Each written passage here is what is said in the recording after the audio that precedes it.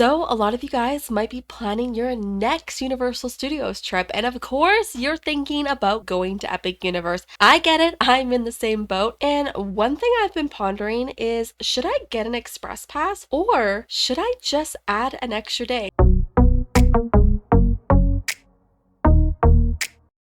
I was researching the pros and cons of what option I should choose for myself, and I want to share this all with you. So this video is not for people who can simply pick both. If you're able to do 2, 3, 4, I don't know how many days at Epic Universe, and every single day you can add an express pass, that's a different scenario. This is for people where you literally have to choose between the cost of adding an express pass to your one Epic Universe day or adding an additional day entirely. And that's exactly where I am right now with my Epic Universe planning. Park days are expensive. Any day that you're dedicated to spending in a theme park is going to be an expensive day. So how do you want to spend that money? Currently, Epic Universe tickets are only available if you buy a single day pass or if you bundle it with the option of getting like 2 days at the other Universal parks and then 1 day at Epic Universe. There's currently no like bundle or discount to get multiple Epic Universe days. I've seen a lot of people are opting into getting an express pass, but if you really think about it, there is a lot to consider in that decision-making process. So first of all, let's take a look. What rides are included with the express pass? And honestly, it's mostly all of them except for 3. I'm gonna be frank there. I'm not gonna sugarcoat it. All of them except for 3. The one thing about the express pass is you're only allowed to use it once per ride. So essentially, you can't just use the express pass and then continuously go on the same ride over and over again. It's not really how it works. If you want to do that, you'd have to go in the standard line to ride it over and over again. And so the 3 rides that are not included, one of them is in the Isles of Berk area, and it's called Dragon Racers Rally. The other one is in the Harry Potter area, and it's called Harry Potter and the Battle at the Ministry. And the last one is in the Super Nintendo area, and it's called Donkey Kong Minecart Madness. So the fact that these rides are not included in Express Pass is just an obvious sign that they're going to have very long queues. They're going to be very popular. So the main thing you need to ask yourself is, do you need to ride every single ride? I believe if you had an Express Pass in one day, you could do every single ride. I believe it. I think it's possible. Even the 3 rides that are not included, I think there's ways to potentially make it work, assuming you're going to be at the park for the entire day. But is that day going to be absolutely exhausting and very busy? Yes, I think so. Because those 3 rides that are not included, they're going to have long queues. That's going to take up a chunk of your day. And if you're buying the Express Pass, my assumption is that you're paying that extra money to ensure that you're able to ride essentially every single ride option. Because what's the point of buying it?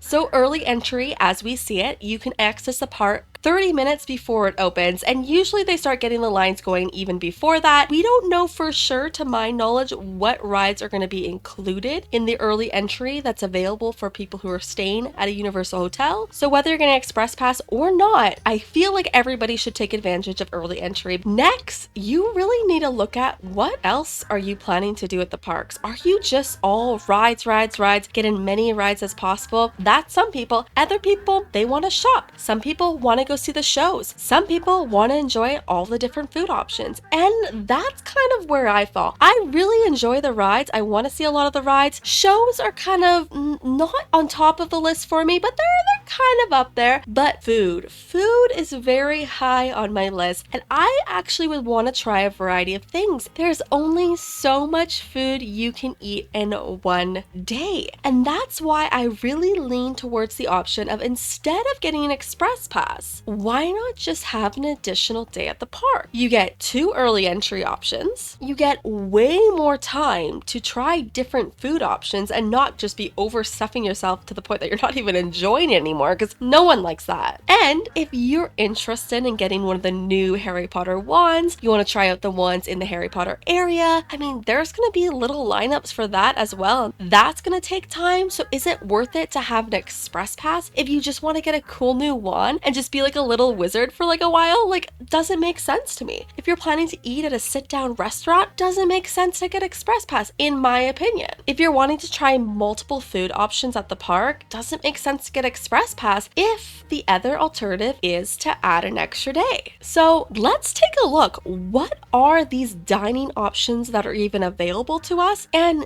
do we need more than one day to try them all? Yes, of course. The answer is yes. But you really gotta plan. Does that make sense for you? So this is in the Wizarding World of Harry Potter and the Ministry of Magic. They have 2 quick service options and like a bar snacks type of place, which already, like this could be a whole day of meals just in one area. This cafe is really giving Paris, France a really cool vibe. Quick service, I'm assuming very French-like food, and also I love that we have like a witch just chilling right here. Love this. Oh my god, somebody's wearing a robe. Love this. We don't have all the menus right now, so we're not gonna go through that today, but this one has photos here. Like this sandwich looks amazing. The Goblet Noir, if you're into dark magic, I guess that could be another option. This place is gonna offer some very interesting looking platter. Low-key, I would definitely want to try this, but the bar moonshine is catching my attention the most in this area. Like it says you can get cocktails here and beers and butter beers and wine. Like this sounds like my type of vibe, and I would just like to spend some time to enjoy this. So from things I've seen from the Super Nintendo area in Tokyo and in California, they have really cool themed food, which is like really aesthetically pleasing for photos, but apparently it's delicious as well. And I'm assuming, of course, we're going to be seeing stuff like that here in Orlando. The Toadstool Cafe, just the entrance of this place looks adorable. And again, we're seeing the cute food, like the little hat on a burger. Like we don't want to skip this. Oh my god, or you can get the Luigi one, chicken. Oh my god, look at that. That's so cool. This just proves my point. You're gonna want to spend 2 days so you can have more meal options at the park. Also, in addition to the Super Mario area, you have the options to wear these bands where you can play and interact in the area almost like you're in the game. Again, that takes time. Do you want to just slow down, enjoy a day or two at the park, or just rush through one day to try to get through as much as possible? Alright, so this is in How to Train Your Dragon Isles of Berk, and this place looks really awesome. Even just the outside concept art, kind of insane. But here, we're seeing the experience of dining like a Viking. It is a quick service still, but look at this platter and how much food is on here. I'm sure this option's more so a shareable option, but we have sandwiches here. We have very interesting salads. That's cute, a little fish moment. Okay, this one's selling it to me. I want to go to this place just for the platter experiences. Dark Universe, there's 2 places that I think sounds really cool to go and experience. Das Steakhouse and the Burning Blade Tavern. The moment I heard that these even existed, I was hooked. I knew this was the area I wanted to consume food and beverages. I mean, to be served a meal by vampires, what? It says this is quick service, but like they serve you, right? Why does this meal look scary? Oh my god, it gets worse. Oh my gosh. Those are wings, like chicken wings? Oh, they're spicy. This looks wild. Blood orange chicken sandwich. Okay, maybe I need 3 days at Epic Universe. And then the Burning Blade Tavern looks insane. Just the atmosphere of this place looks so cool. It's the village's hottest eatery. We got burgers, wings, bratwurst, pretzels, and specialty beverages. I wish we could see menus. Obviously, we can't see them yet because it's too soon. I'm sure they're working on all of that, but this place looks like it'd be a really chill place to get like a lunch or like a late snack and a drink like that. This is an experience. And then also in Celestial Park, we have a lot of dining options. We have 2 full service restaurants, the Atlantic and the Blue Dragon. The Atlantic looks gorgeous, like absolutely stunning. And you have fish above you in this experience as well. The food options look bright. Wow. Ooh, what is this martini? Oh my God, now I have to go here for a martini. That looks really good. And then we have the Blue Dragon Pan Asian restaurant, which is another full service. I have mixed opinions about going to actual full service restaurants in a theme park because I do believe it takes a lot of time away from your theme park experience, especially if you don't have much time to spare. So if you only have one day at the park, I wouldn't recommend it. But if you have two, full service for one of those days might actually be a good option. Whoa, look at this entrance. Oh my gosh. Oh my God, we got a delicious ramen bowl. Oh, I don't know what's happening there, but I want to try it. Oh my God, another funky, cool looking drink. I think I need 3 days at this park. Okay, so the Oak Star and Tavern, little breakfast and lunch place apparently, but like they're serving ribs and chicken here. You can't have this for dinner apparently. Come on. You got brisket. Look at this mac and cheese though. Banana pudding, weird. I would never pick that ever at any restaurant, but interesting option to have. And a little fancy drink. Okay, Pizza Moon, I wouldn't go here. I mean, we don't have to look at this. It's probably just pizza. I just don't eat pizza at theme parks, please. Just don't do it. Oh. Wait a minute. This does not look like a regular pizza. We got chips on this pizza and it's called Space Cowboy. Damn! This looks still like the crust is, this looks so like homemade, you know? Like it's not homemade, but looks homemade. No, we don't like that. I don't trust this. It seems appetizing, but it's probably like gonna be really basic and not good. Why is it purple? How? Regular salad. See, this is what I was expecting with all the pictures. Just like this regular salad, like the meatballs, like no.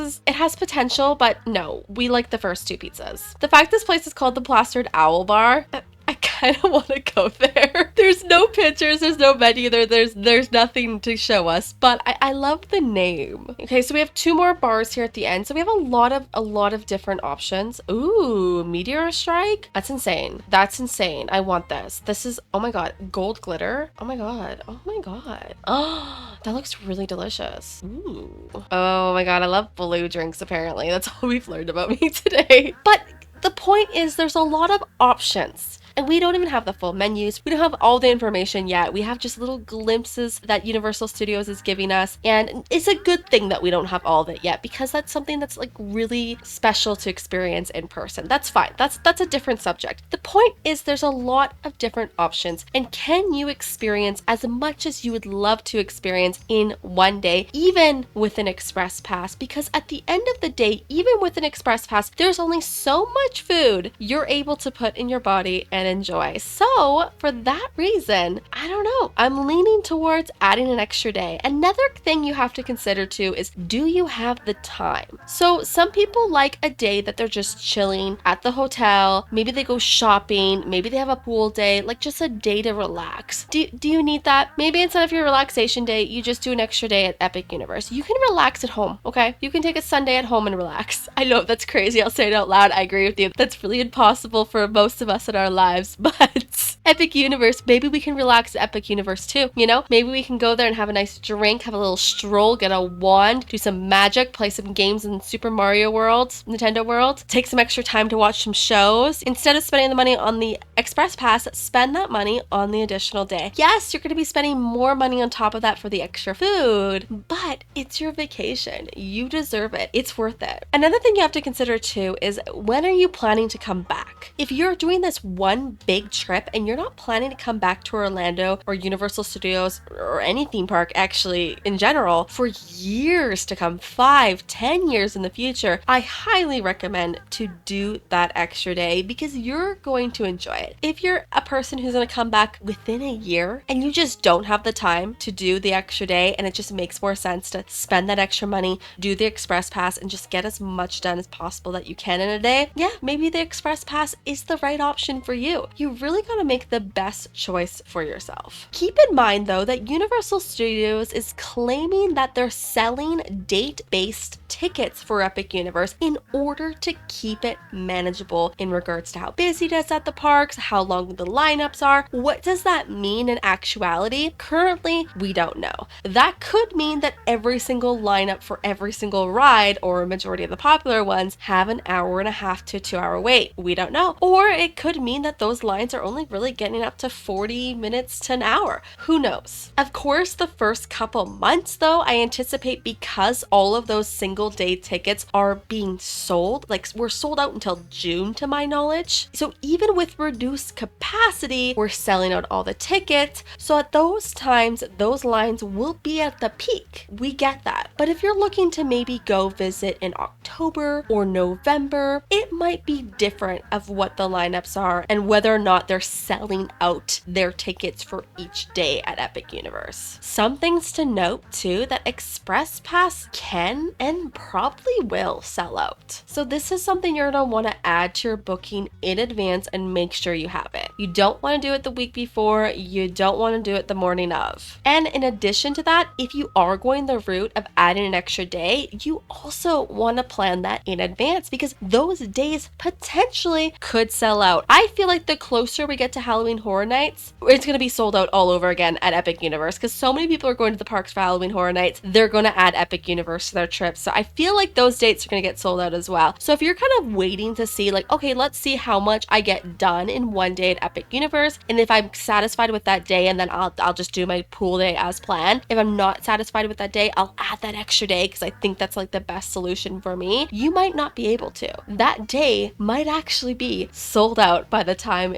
you're there on your vacation at the parks. So again, these are things you need to plan in advance. It's difficult how much work goes into planning a Universal Studios or especially a Disney World trip. Whew, there's a lot that goes with that one. But thinking through all these things and trying to decide what's best for you and your family and your travel party, it's important because it's gonna pick your trip from here to way up here and you won't have any regrets. You won't be like, damn, I wish I had a second day here at Epic Universe so I could go try that cool Mario burger that I missed out on, and now that I'm seeing it on the menu, I'm already full. But also, that being said, as soon as these menus are released, like, we gotta take a look at these and see what our plans are and what things we want to try once we do eventually get over to the parks, because that's important to have an idea of the places you need to go and the food and drinks you need to enjoy. But anyways, I hope you all have fun planning your Epic Universe trip and your next trip to Universal Orlando. I know I am. I am getting excited, and the closer we are to like the park actually opening and the fact that we just saw that there was a media preview, it's just making this all seem more and more real. I'm not watching any spoilers, if you will, because I really want to just experience as much as possible without seeing anything, but I am still allowing myself to slowly see what Universal Studios is posting on their website, their YouTube channel, and different things like that. Anyways, with all that being said, thank you guys so much for watching. I really, really do appreciate it, and take it easy.